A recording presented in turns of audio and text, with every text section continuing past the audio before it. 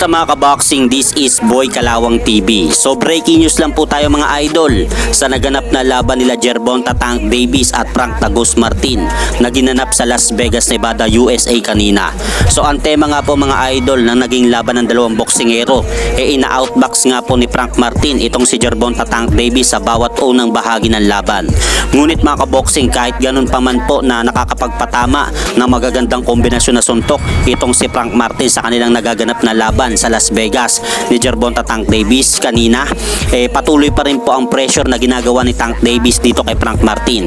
Dahil kung mapapanood nyo nga po mga idol, ilang beses nga pong kumokonekta ang mga power punches na suntok ni Tank Davis sa mukha ni Frank Tagus Martin.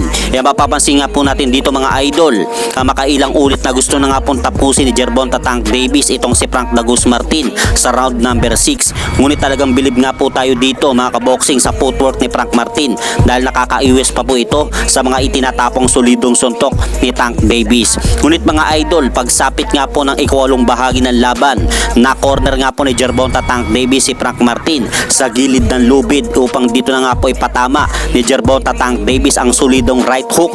Kaya dahil po dyan mga idol, bagsak nga po mga idol si Frank Tagus Martin matapos nga pong tamaan ito ng solidong right hook na tumama sa gilid ng ulo ni Frank Martin. Kaya dito na po napagpasyahan ng referee na itigil na ang laban. Kaya dahil po dyan mga kaboxing, panalo nga po si Gervonta Tank Davis via 8 round technical knockout at tagumpay nga po nito na depensahan ang kanyang hawak na WBA Lightweight World Championship crown laban dito kay Frank Martin. At umabante na nga po ang kartada ni Gervonta Tank Davis sa 30 na panalo at walang talo at 28 po dito ay natapos via knockout. Habang ito naman po mga idol ang kauna-unahang talo ni Frank Tagus Martin sa professional boxing dahil bumagsak nga po ang kartada nito sa 18 panalo at 1 talo. At hanggang dito na lang po muna ang aking update sa mga aganapan sa mundo ng boxing. At syempre mga idol, pakisuportahan nyo naman po ang aking munting channel. Maraming salamat po.